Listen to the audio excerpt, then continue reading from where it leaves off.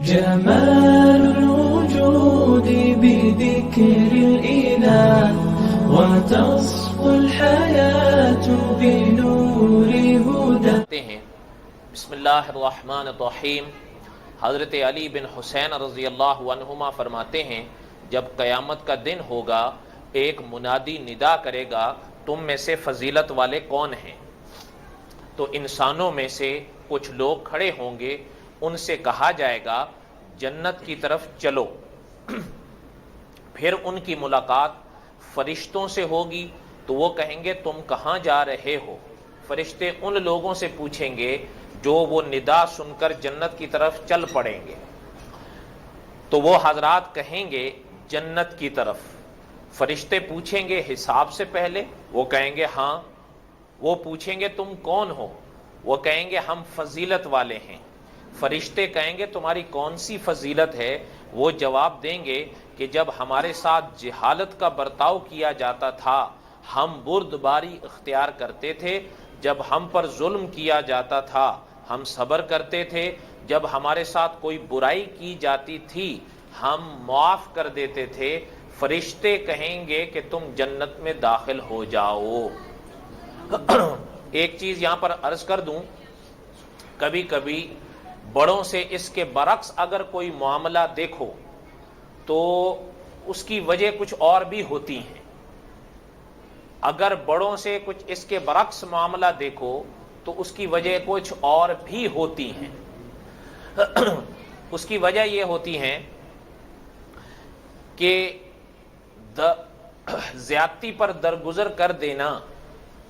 یہ تو آپ نے ابھی سنا نا، کبھی کبھی موقع کسی اور چیز کا تقاضا کر رہا ہوتا ہے، بڑے اس بات کو، اس نزاکت کو سمجھتے ہیں، چھوٹے نہیں سمجھتے.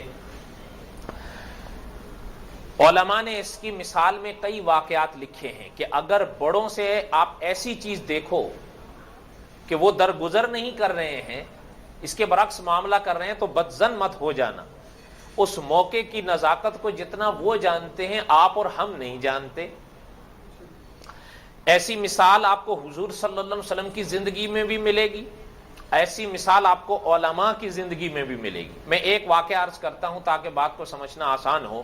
علماء نے ایک واقعہ لکھا ہے کہ ایک عالم تھے اور اللہ تعالیٰ نے ولایت میں بھی ان کو ایک بڑا مقام بخشا تھا اور علم میں بھی. تو بعض لوگوں سے، اہل اللہ سے، علماء سے کسی اور وجہ سے چڑ بھی پیدا ہو جاتی ہے. اب علماء نے لکھا ہے کہ ان کی ایک والدہ تھی، والدہ حیات تھی، ان کی والد کا انتقال ہو چکا تھا. تو ایک صاحب کو حضرت سے کچھ بس ویسے ہی دشمنی سی تھی، اختلاف سا تھا. تو اس غصے کے مارے ایک موقع پر وہ حضرت کے گھر آ گیا. دستک دی تو حضرت باہر نکل آئے دروازے پر کہ بھئی دیکھیں کون ہے. دروازہ کھولا تو آگے وہ شخص تھا. تو حضرت نے فرمایا کہ خیر ہے.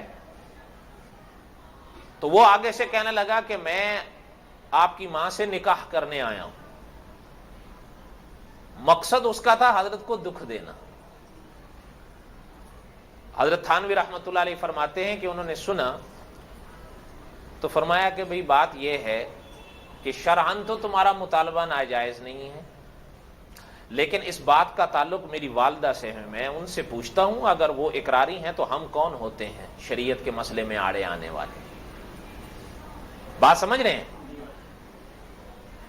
پیٹھ کی اس کی طرف اور پھر کوئی دوسری بات پوچھنے کی وجہ سے چہرہ پلٹا اس کی طرف بات کرنے کے لیے کچھ ضرورت کے تحت، بس خالی اس کی طرف پیٹ کی. یوں جو کیا تو ادھر دیکھا تو اس کا دھڑ جسم سے الگ پڑا ہوا تھا، گردن سے الگ پڑا ہوا تھا. اس آدمی کا گردن الگ تھی، دھڑ الگ تھا. حضرت تھانوی رحمۃ اللہ علیہ نے اس واقعے کی شرح میں لکھا ہے کہ اس شخص کے اوپر خدا کے ایک ولی کا دل دکھانے کی وجہ سے قہر خدا کا نازل ہو گیا. تو حضرت تھانوی رحمۃ اللہ نے فرمایا کہ انہوں نے تو اس موقع پر حلم اختیار فرمایا، حوصلہ، لیکن وہ موقع اس کا نہیں تھا. انہوں نے تو برداشت کیا لیکن خدا کا قہر اس شخص پر نازل ہو گیا. اگر یہ تھوڑے سے اگر اپنی دل کی بھڑاس نکال دیتے یا کوئی چیز اس کو سخت سست کہہ دیتے تو اس موقع پر یہ عین ممکن ہے کہ وہ خدا کے قہر سے بچ جاتا. کیوں؟ اس کا مقصد وہ نکاح نہیں تھا، وہ سنجیدہ نہیں تھا. اس چیز کو حضرت بھی سمجھتے تھے.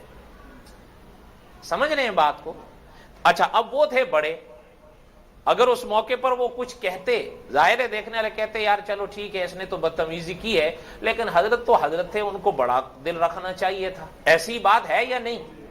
لیکن اگر علماء نے فرمایا اگر ایسے موقع پر بڑوں سے کوئی برعکس معاملہ بھی ہو تو پھر سمجھ جایا کرو کہ موقع کی نزاکت کو وہ خوب جانتے ہیں.